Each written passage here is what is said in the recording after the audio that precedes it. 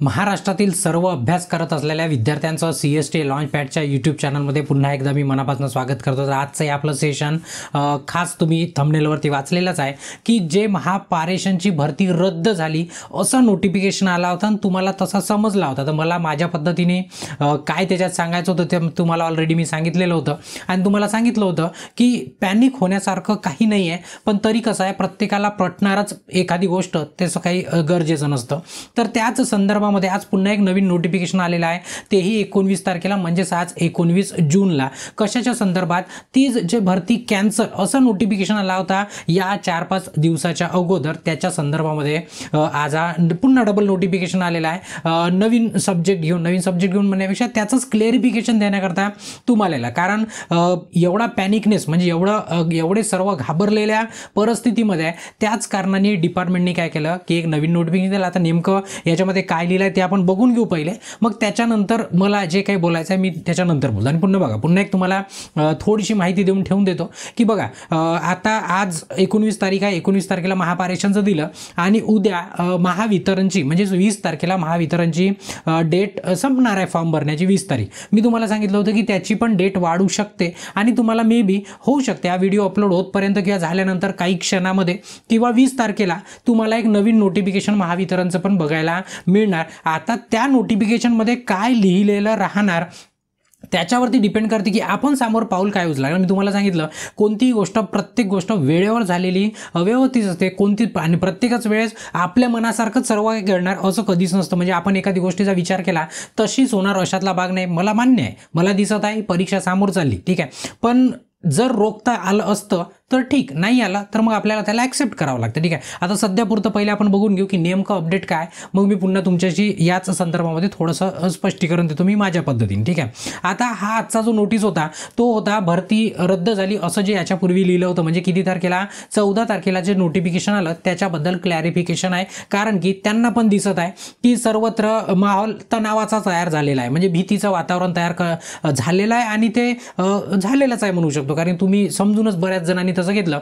आता बघा, माझ्यासारखा जर व्यक्ती तुम्हाला जर घाबरवत असणार किंवा तुम्हाला घाबरवत म्हणण्यापेक्षा घाबरवते शब्द चुकी जाऊ शकते, की तुम्हाला जर मी निगेटिव्ह जर मी बोलत असणार निगेटिव्ह अर्थाने आणि तुमचा निगेटिव्हिटी जर तुमच्यात टाकत असणार तर अभ्यास करणाऱ्या विद्यार्थ्याला एवढाचा खडा पण सहन होत नाही. कारण की त्या पहिलेच एवढा तारांबून असतो की त्याला थोडासा धक्का लागला की त्याला असं वाटते खूप मोठा धक्का लागला खरं. त्याच्यामुळे तुमच्या मनामध्ये काय चाललंय ते सर्व मला समजते, पण कसं आहे काही गोष्टीवरती पर्याय नसतात. म्हणून मला होते तिथपर्यंत तुम्हाला पॉझिटिव्हच ठेवावं लागतं, कारण की ते माझी जबाबदारी आहे. ते काय माझी जबाबदारी आहे, कोणाचंही निगेटिव्ह न बोलता म्हणजे निगेटिव्ह न होता तुम्हाला पॉझिटिव्ह ठेवणं. कारण की मला माहिती आहे तुम्हाला एवढंच जरी म्हटलं ना की तुम्ही तिकडे काय कराल याचा नियमच नाही आहे, बरोबर आहे. पहिले नोटिफिकेशन बघा, नोटिफिकेशनमध्ये लिहिलं आहे, सब्जेक्ट दिलेला आहे नोटीस फॉर क्रिएटिंग हेल्पलाईन. म्हणजे त्यांनी काय केलं की हेल्पलाईन तयार केली. आता होते कसं तुम्हाला सांगतो की माझ्यासारखे बरेचसे तुम्हाला इन्स्टिट्यूटवाले यूट्यूबवरती बरेचसे तुम्हाला लोक मिळतील ना, ते आपापल्या मताने सांगतील जसं मी माझ्या मताने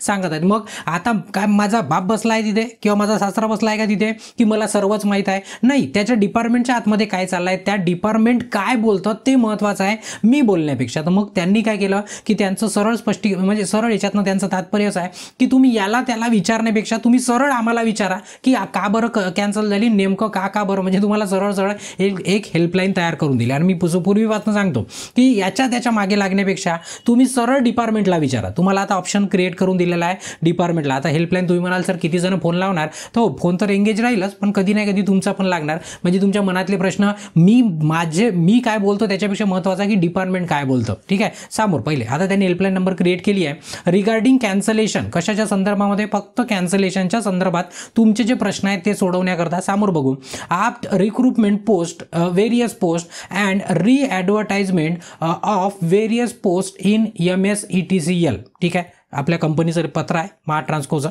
तारीख पण तुम्हाला खालती दाखवून देईल किंवा तुम्ही बघितलं पण असणार, ठीक आहे. आता कशाच्या रिगार्डिंग दिलेला नोटिफिकेशन डेट 14 तारखेला जो नोटिफिकेशन काढला होता regarding cancellation of recruitment of various post in MSETCL. आता बघा, आपला प्रश्न काय होता त्या दिवशी की अरे हे मग पैसे पण परत नाही करतील, पुन्हा डबल फॉर्म भरायला लावतील, मग विद्यार्थ्यांचं एज चाललं जाईल, त्या विद्यार्थ्यांचं काय होईल, असे बरेचसे प्रश्न होतील. मी तुम्हाला त्या दिवशी सांगितलं पण होतं 14 तारखेला की तुम्ही थांबा, काही नाही काही नोटिफिकेशन देईल आणि आपल्याला माहीत होईल. कारण की बघा ते पण बसलेले आहेत, काही मूर्ख नाही आहे, काही गणे लोक बसलेले नाही तिथं, त्यांना पण समजते, त्यांना पण या सर्व गोष्टीची जाण आहे. फक्त त्यांनी चुकलं काय की त्यांनी एक तर कॅन्सलेशन असा शब्द टाकून दिला, त्याच्यामध्ये ते आपल्यापेक्षा जास्त ते एवढ्या फसल्या गेलेल्या आता की खूपच. आता तो शब्द तर मागे घेता येत नाही आणि त्यांना आता स्पष्टीकरण देत राहावं लागेल दिवसभर, जो पण त्या ऑनलाईनवर बसणार त्याच्यासाठी. ठीक आहे. तर मी तुम्हाला सांगितलं होतं की आपल्याला म्हणजे जे आपले जे प्रश्न होते की फॉर्म भरावा लागणार का, एक फी रिटर्न होणार का, आपली एज लिमिट संपत आहे. हो, पेपर सामोर गेले हे मान्य करतो, याला म्हणजे माझ्या तरी मताने पेपर सामोर जाणार, याच्यामध्ये काही शंका नाही आहे. सामोर पुन्हा थोडंसं वाचून घेऊ आपण. The recruitment process of post advertise wide advertise number म्हणजे 4, 5, 6, 7, 8, 9 वाल्याची विद्युत सहायक जे आहे ज्याच्यासाठी आपण धडपडत आहोत ती पोस्ट आहे. बाकीचे पुन्हा 1 2024 मधली आणि 2 2024 मधले हॅज बीन कॅन्सल फॉर. आता इथं कारण दिलं आहे, त्याही दिवशी तुम्हाला कारण दिलं होतं. कारण तुम्हाला सर्वांनाच माहीत आहे कोणतं कारण आहे की तुम्हाला implementation of social and economically backward class म्हणजेच SEBC रिझर्वेशन एवढं स्पष्ट दिलं आहे. बघा आता आरक्षण आलाय आणि ठरवलं आहे, त्याच्यामध्ये सांगितलं आहे की समोर पण लिहिलं आहे वाटल्यास पुन्हा, enacted through SEBC reservation act 2024 by government of Maharashtra. म्हणजे गव्हर्नमेंट ऑफ महाराष्ट्राने ठरवलं आणि तुम्हाला तो ॲक्ट तयार केला आणि त्याच्यामध्ये रिझर्वेशन दिलं. त्याच्यात सांगितलं की या काळामध्ये ज्या भरत्या चालू आहे किंवा ज्या होणार आहे त्याच्यामध्ये याला इन्क्लूड करायचं आहे. मग आता असं सर्व दिलं. आता मग बऱ्याच जणांच्या कमेंट काय असतात, म्हणजे जे मराठा समाजाचे विद्यार्थी नाही आहे, मी पहिलेच सांगितलं, त्याही दिवशी सांगितलं, प्रत्येक नाण्याला 2 बाजू असतात. आता एखादी न्यूज आली समजा, जसं SEBCचं आरक्षण लागत आहे मराठा, तर मराठा समाज सर्व खुश राहील, सर्व विद्यार्थी खुश राहील. पण त्याचीच दुसरी बाजू जर बघितली, अदर कॅटेगरीचे अदर रिझर्वेशन मधले विद्यार्थी नाराज होतील. तर याच्यामध्ये काही शंका नाही की हे असं झालं तर मग हे चांगलं झालं किंवा वाईट झालंच नाही. प्रत्येकाला 2 बाजू, काही जणांना चांगलं वाटणार, काही जणांना वाईट वाटणार, याच्यामध्ये काही शंका नाही. आणि कोणतीही गोष्ट तुम्ही एक पाऊल जरी स्वतःचा टाकाल ना, तर कुठंतरी चांगलं होतं आणि कुठंतरी तिथं काय होतं, वाईट होतं. इथंही तेच झालं.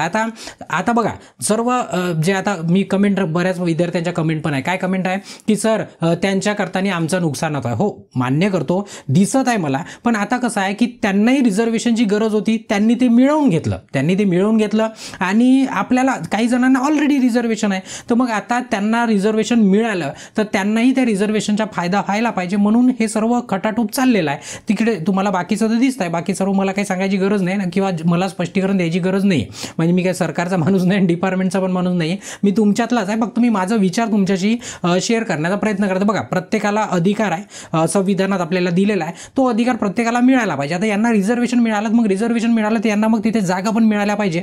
मग आता मिळत आहे तर मिळू द्या. आता अर्धा भाग मी सांगितलंच, एक चित आणि एक पट होणारच आहे. दोन्ही बाजू काही सारख्या राहणं शक्य नाही आहे. ठीक आहे, समोर वाचू आपण. ठीक आहे, त्याच्यानंतर म्हटलं आहे त्याच पत्रामध्ये, आता बघा या शब्दाचा अर्थ आहे एन्युन्सिएटेड. म्हणजे काय की स्पष्टीकरण. काय देत आहे तुम्हाला, स्पष्टीकरण देत आहे. कशाच्या संदर्भात स्पष्टीकरण, in the notification these post are going to be advertise shortly. आता बघा त्या दिवशी शॉर्टली शब्द नव्हता, आता शॉर्टली शब्द टाकला आणि लवकरात लवकर, शॉर्टली म्हणजे लवकरात लवकर SEBC रिझर्वेशनच्या सोबत नवीन तक्ता. बघा त्या दिवशी जे लिहिलं आहे पत्रामध्ये, ॲक्च्युअलमध्ये तिथं ॲडव्हर्टाईज कॅन्सल असं नाही झालं आहे. ते कसं झालं आहे की जे रिझर्वेशन दिलं आहे, तर रिझर्वेशन म्हणजे ज्या जागा काढल्या, जे बायफर्गेशन केलं होतं त्याला ते कॅन्सल केलं. आता त्या काय डोकं लावलं त्या काढणाऱ्यांनी की तिथं कॅन्सल शब्द टाकून दिला, तर त्याचं त्यालाच माहीत होऊ शकते. आज त्याला पस्तावा पण येत असणार की आपण कॅन्सल कशाला लिहिलं. कारण कॅन्सल कधी झालं असतं, कॅन्सल कधी म्हटलं असतं, तुम्हाला डबल फॉर्म भरावा लागला असता,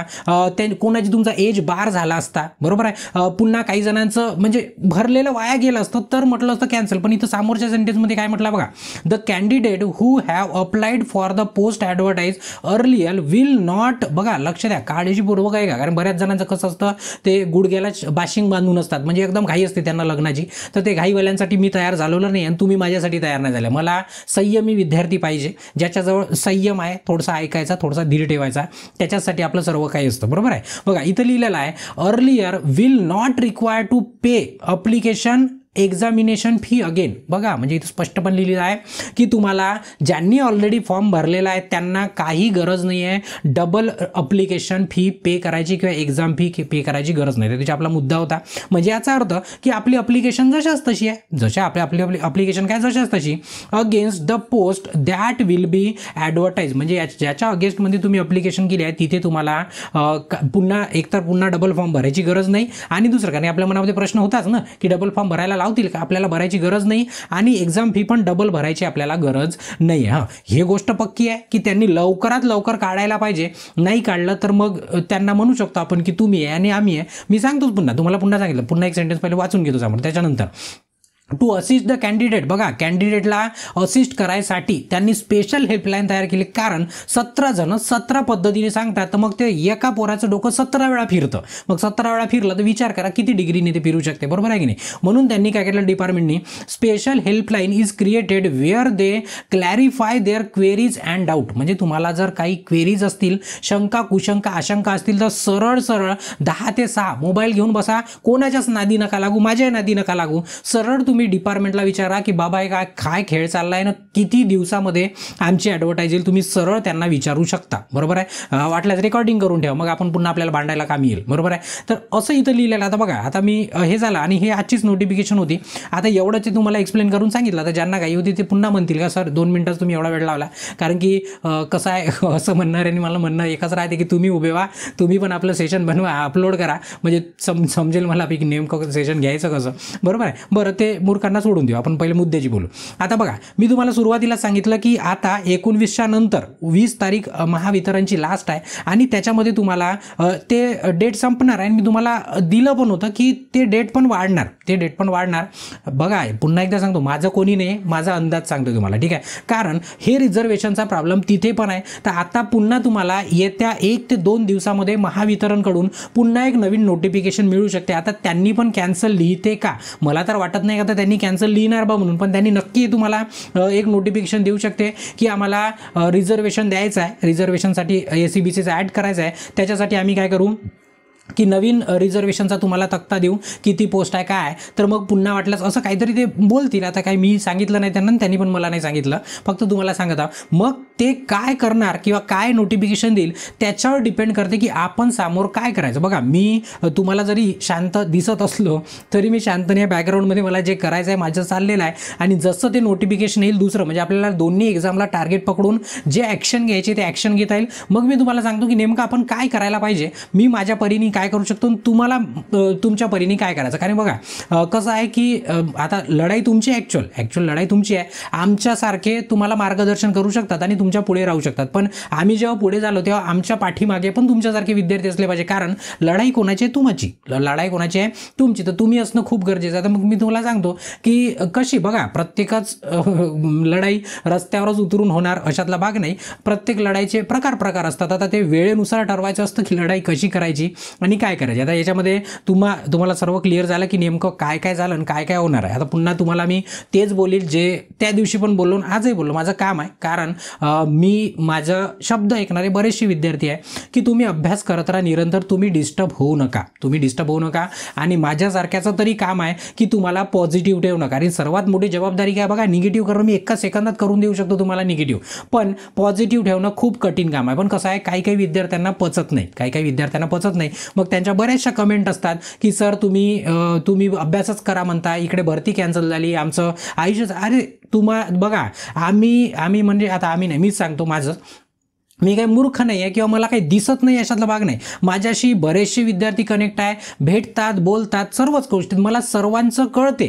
पण जर मी असं म्हणेल अरे हो भरती कॅन्सल झाली आता कसं करायचं, तुमचं तर आयुष्य वाया गेलं, बरोबर आहे, तुमचं आयुष्य वाया गेलं, एवढा अभ्यास आपला पाण्यामध्ये गेला, अरे आपलं कसं होईल रे, असं जर मी बोललो तर समजायचं की तुमचा झालेला आहे अभ्यास पुन्हा धुतल्या जाईल, बरोबर आहे. म्हणून माझं काय म्हणणं आहे की तुम्ही विसरून जा, पुन्हा ॲडव्हर्टाईज येणार आहे, आपला पेपर पण होणार आहे, फक्त थोडासा उशिरा होईल, याच्यामध्ये काही शंका नाही आहे. आहे, बरेचसे लोक जॉब सोडून इथं अभ्यास करतायत, तेही मला समजते. आता तुमच्या एकट्यासाठी काही मी वेगळं बोलू शकत नाही, आणि एकट्यासाठी काही तुमची परीक्षा पण घेणार नाही. जे पण होईल सार्वत्रिक होईल, सर्वांचं मिळूनच होईल. म्हणून मी सांगतो सर्वांना, तुम्ही निरंतर अभ्यास करत राहा. कंटिन्युटी महत्त्वाची आहे. जे होणार आहे ते तर होणार आहे, जे करायचं आपल्याला ते तर आपण करत आहोत, करणार पण आहोत, बरोबर आहे. आता फक्त आपण पुन्हा वाट बघू की पुन्हा याच्यामध्ये काय बदल होते. आणि ज्यांना सर्वांना बघा, एक तर होती तिथपर्यंत तुम्ही डोक्याला ताप लावून घेऊ नका, ताप लावून घेऊ नका. म्हणजे याचा अर्थ की एकदम पॅनिक नका हो, की झालं माझं आयुष्यात संपलं असं नका करू.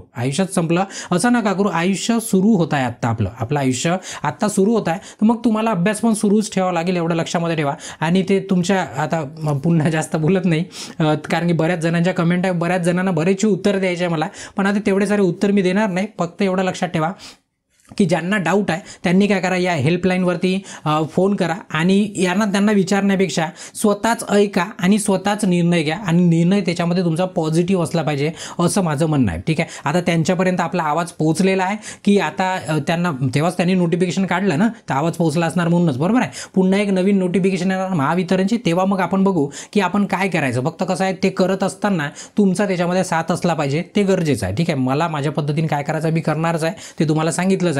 तर आता याच्यामध्ये काही जास्त बोलण्यासारखं काही शिल्लक नाही आहे. आता तुम्हाला समजलं की नेमकं याच्यामध्ये काय होतं आणि काय दिलं होतं. सर्वांना पुन्हा एकदा विनंती आहे की तुम्ही डगमगाऊ नका, तुमचा अभ्यास चालेल, अभ्यास चालूच ठेवा. माझं काम आहे ते सांगणं, मग माझा विद्यार्थी असो माझ्याकडला किंवा नसो, तुमचं काम आहे अभ्यास करत राहा आणि माझं काम आहे तुम्हाला अभ्यास करत राहा सांगणं. ठीक आहे, भरतीचं काय होते काय नाही आपण पुन्हा समोरच्या भागामध्ये बघूच, आणि नवीन अपडेट काय आहे तेही तुम्हाला लवकरात लवकर कळून जाईल. ठीक आहे, तिथे या सेशनला काय करतो मी थांबवतो आणि ब्रेक घेतो. बाकीच याच्यानंतर सेशनला काय करू आपण कंटिन्यू करतो, पण ब्रेक घेतो. धन्यवाद.